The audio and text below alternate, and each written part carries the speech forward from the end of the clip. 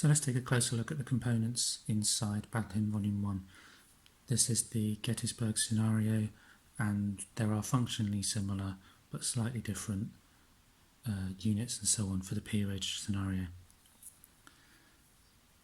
The main component really is the map, which has a variety of different features on it, whether it's forests and roads, minor roads, streams and elevation.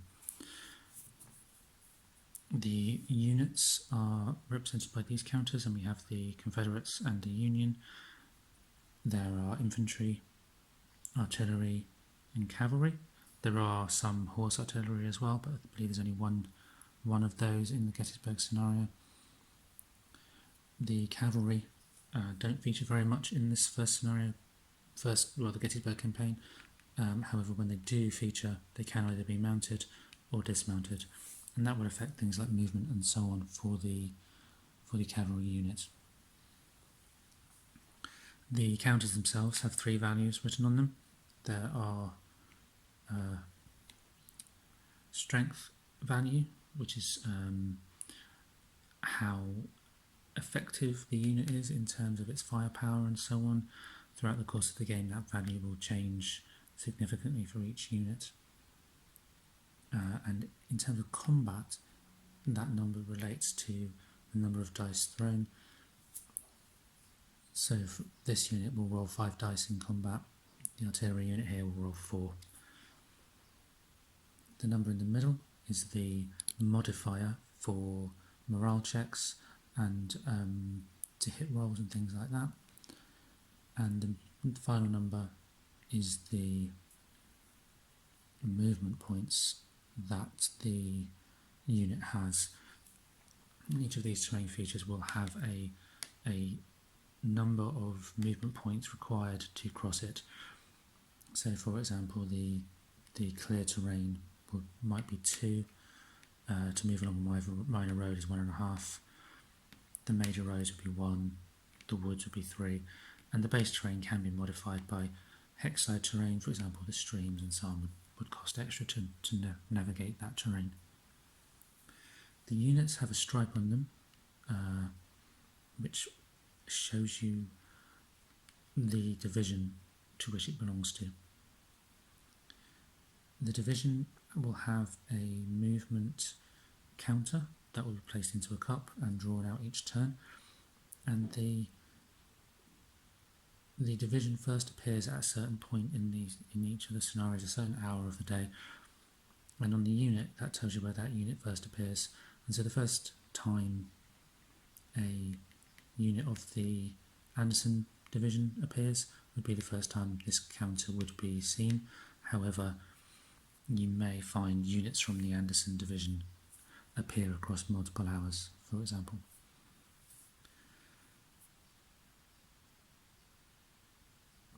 This is the hour that the division first appears in terms of the time, and those numbers equate to a turn on the turn track.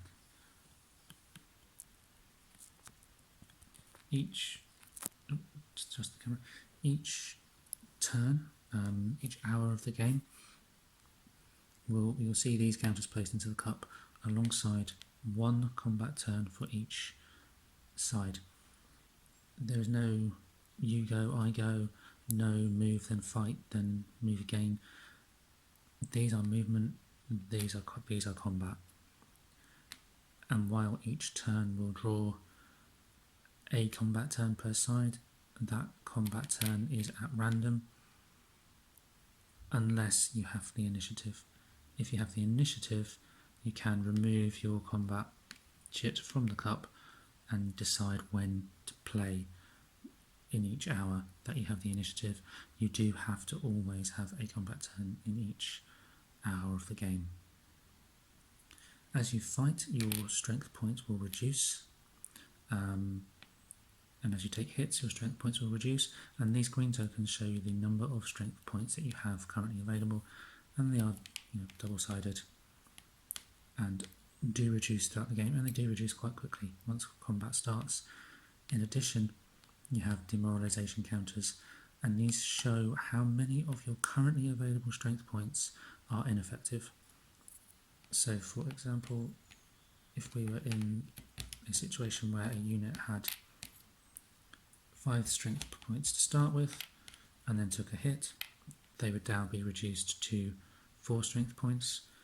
If they were demoralised to a value of 3, only 1 strength point would be effective and available for use in any one time. Once the demoralisation equals the strength points, the unit is shattered. Should your strength points ever reduce to 0, the unit is then eliminated from the game. There are a few other counters down the bottom. These are the objective counters, and they are either uncontrolled and a target, or they are controlled by the side that is required to gain them as an objective. The counter here is a approach fire counter, and you place those onto the other counters to show which side is moving and which side is firing during that particular part of combat. And then finally we do have the hit counters to show you how many hits a unit has taken in a particular round of combat. There is no stacking in the game, no stacking of units. The only time you will see multiple counters stacked one on top of the other would be in a situation like this one, where the unit has a counter, there's a number of demoralisation points and a reduced strength, and then possibly either a hit counter or a advanced approach fire counter. There's no stacking of multiple units in Battle Hymn at all. The way a typical turn would work in Battle Hymn is that you have a number of counters in the cup, and you'll draw one at random. And the one that you've drawn will be the units that move next. The movement allowance is shown on the relevant units. So, for example, we may decide to attack. So we have 2, 4 for them, and perhaps 2, 4, 6 there, and the artillery will move up behind. 2, 4, 6, 8. Because we have approached into a zone of control, we do need to place approach fire markers, and these go on the unit that has moved to show that there is going to be some approach fire from different units. That would be the end of that activation. So we can move the unit and draw the next chit. And here we've drawn the Union. This unit here can move, but cannot move into a zone of control of the Confederates. So what they would have to do, if they wish to move, they would have to move in one of these directions. The water is quite costly to move across, and so a sensible thing to do would be perhaps to move along these roads at a cost of 1.5, 3, to move away from the oncoming artillery, oncoming infantry, and be in a better position to provide support for their own units. There's no other counter for the 11th, 12th Corps on the map currently, so we then take the next turn.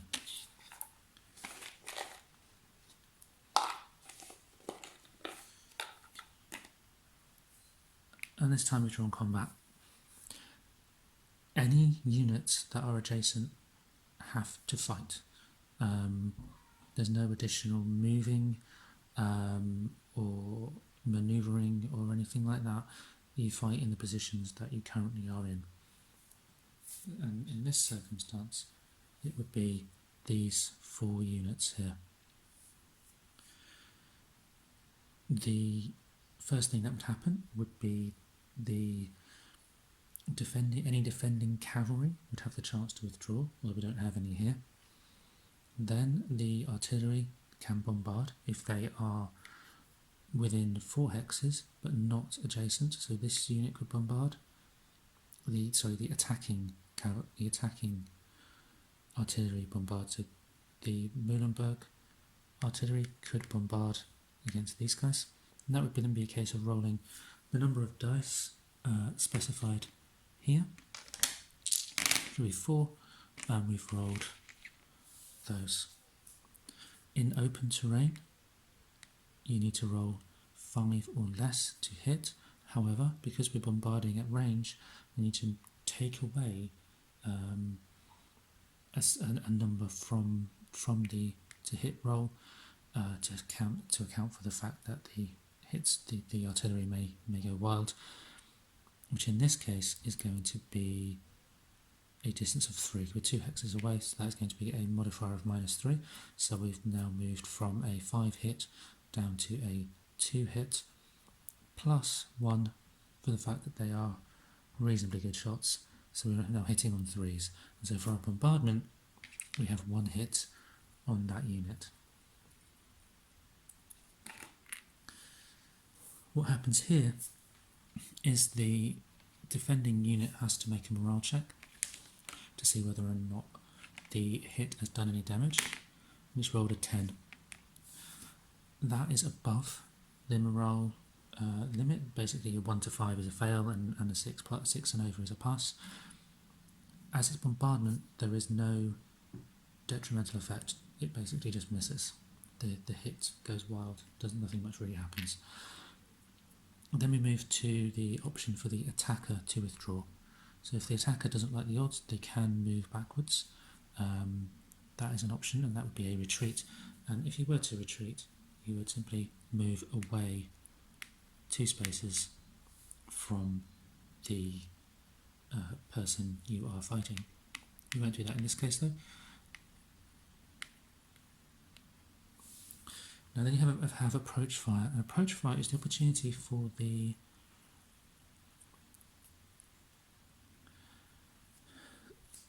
stationary units to fire at the moving units.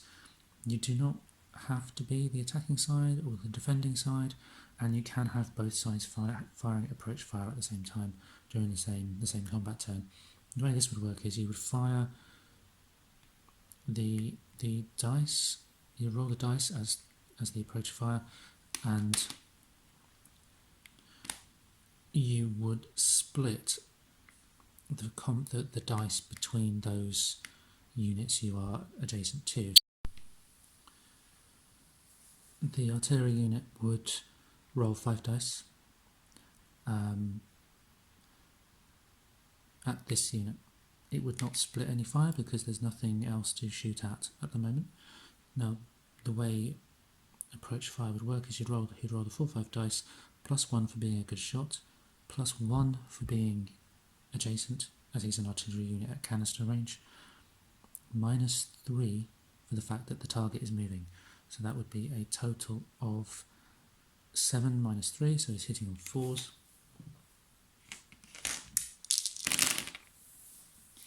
And we have just the 1 hit. The infantry unit next to him, however, would need to split his 4 attack dice between the 2 targets, and it's mandatory that you do that. So it's this guy there, same thing, it would be 5 plus 2, which would be 7, minus the 3, so again we have 1 hit. And then on the other infantry unit, we actually have 2 misses. That is the approach fire segment. Now, what can happen with approach fire is you can build up a number of demoralizations and unit effects before you even come into real combat. So we roll the two dice for the hits now, and it's a morale check, which means you rolled higher than 5 to pass. Less than 5 is a fail. Now we have passed both of these. The dice would be modified by +1 for his morale, so we would have a 7 and a 9, and both of those hits result in a demoralisation. So we place the 2 demoralisation underneath that unit to show that he is now slightly affected by the combat. Okay, now combat proper starts, and again each unit that is adjacent has to fight, and they have to split fire where that is required. So we would have this guy and this guy are both in a lot of trouble, because this unit and this unit can fire fully at the other side. And in an ideal world you'd have other units to absorb some of that fire, but in this particular case we don't. So you'd have 2 rounds of combat, and combat proceeds like this. Firstly, the attackers fire, starting with the artillery again. So 5 dice, +1 for the morale, plus another one, hitting on 7s then, and we have 5 hits, which is pretty nasty stuff. Then the infantry unit Harrow will roll 2 dice against that unit, and a +2, so he's hitting on 7s, another 2 hits. Then 2 dice against Kershaw, just the 1 hit. And now the Confederates would get the opportunity to fight back, and so they would do the same thing. So we have the infantry fire rolling 5 dice, and we split them as we wish to. If you're playing solo, you can roll a dice to determine which one has the most dice added to it. However, in this case I'll just put 3 and 2. We're hitting on a 5 +1, which is 6s, so we have 2 hits.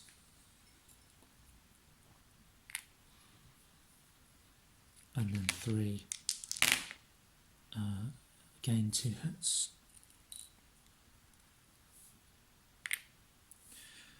Okay, and then this Kershaw starts off at 7 dice that he would roll. However, he is at a 2 demoralisation, so he will only roll 5 dice, but he is also hitting on a 7.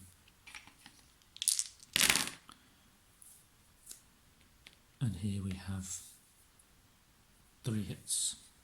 Combat in this game can get quite intense quite quickly.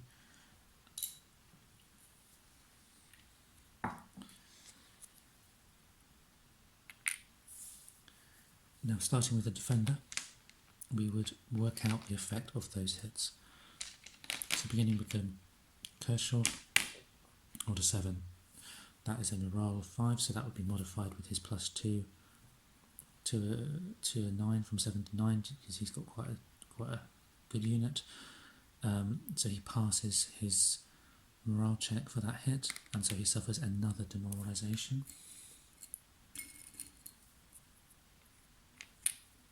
And so he now has a demoralisation of 3, but he does not have to retreat because he's suffered a demoralisation. Now this Woodford has 7 hits against him, and he has got a modifier of 1, so we have 1, oops, that one becomes a 5, that's still a hit, and then we have 4 demoralisations. So the first thing that would happen is he would lose a strength point, so he'd go down from 5 to a 4. Use this one. 4. So he's now got 5. His 5 strength is reduced to 4. The other hits, including the 2 we haven't yet rolled, which we'll roll now. Actually, there were 2 hits, but because he's already taken a strength point loss, he only ever take 1 strength point loss at the most. So these would just go down as demoralisations. So that's 1 hit and 6 demoralisations. As soon as his demoralisations reach the strength point total, the unit is shattered, so that unit is shattered completely. He is now out of the combat into the shattered unit box. The hits on the attacker are now resolved, so starting with the artillery.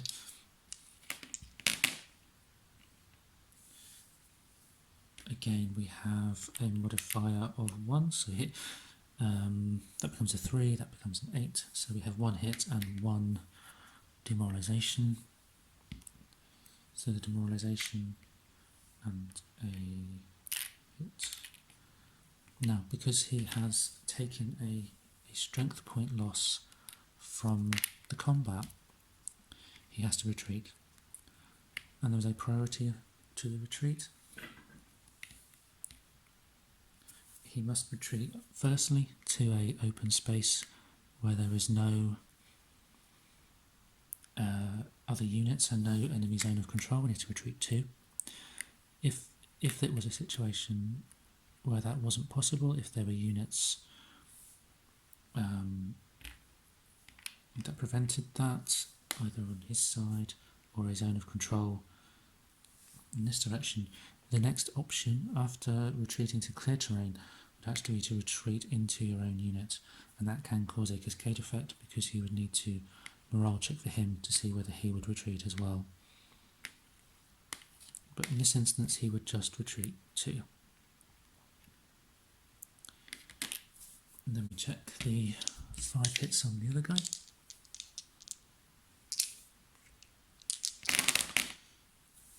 And again we have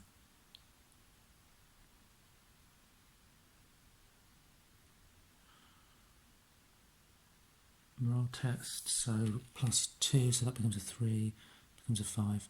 So we have 4 strength point losses. That's a strength point loss, that's a strength point loss. These 3 are demoralisations, so we go down from a 7 strength to a 6. And then add an additional 4 demoralisations because you only ever count 1 of the losses as a strength point loss, which pushes him to 6 demoralisations, 6 strength point losses, so that unit shatters. And so our combat has rapidly seen units disappear from the field of combat. Had a unit survived of the original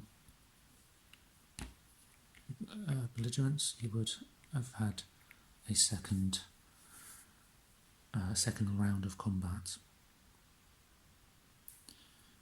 If the attacker removes a defender, you can advance after combat, and that could potentially lead to another combat as well.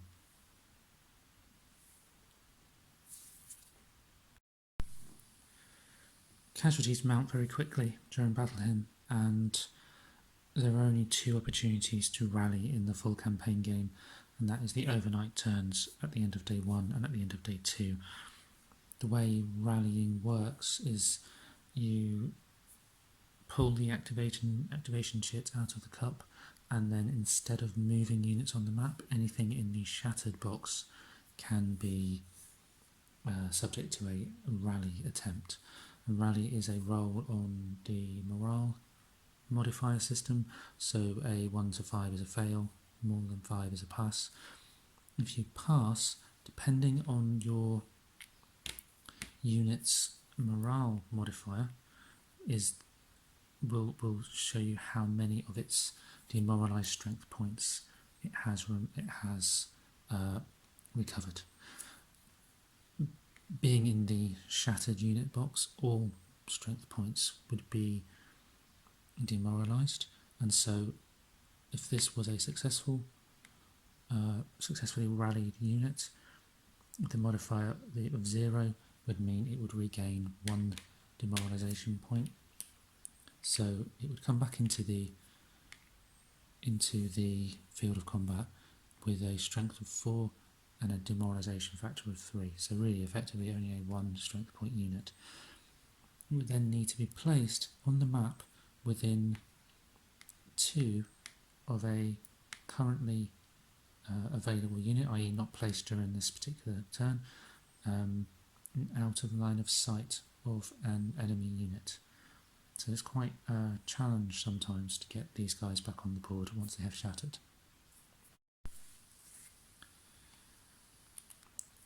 Battle Hymn is a big game, and throughout the 31 or so turns, reinforcements do appear on a regular basis, and there is a unique way the reinforcements appear on the board. Each unit will have an hour and a location that it appears from, and when that hour appears and the activation sheet is drawn from the cup, the first unit in a division that can come on as reinforcements will pay 1 unit, 1 movement point, or the movement points for the hex to enter, which on the road is 1, and then pay the terrain as normal. The next unit, however, would pay double, so it would pay 2 and then move, and the third one would pay again an extra movement point. And what happens is the potential for traffic jams can appear as you get stuck behind slower moving units or units of another division that have yet to move forward in that turn. The rules call this a conga line, and I can see why. It's a very fitting description to how the reinforcements work. Victory in Battle Hymn is determined by a combination of objectives and the control of objectives, and through strength point losses inflicted upon the other side. Each unit type will have a different point value associated with it, depending on the unit type and also whether it is shattered or on the map and demoralised. Once you have taken into consideration the objectives and the points, the person who has completed their objectives and often with the most points will win. That has been a broad overview of the many rules within Battle Hymn. There are 20 or so pages in total of rules for Battle Hymn, plus the scenario variations to those rules. So I haven't covered everything, certainly not every nuance of every rule. However, hopefully that's given you enough to get a flavour for the system and for how the combat works, and whether or not it's a game that you would like to explore for yourselves.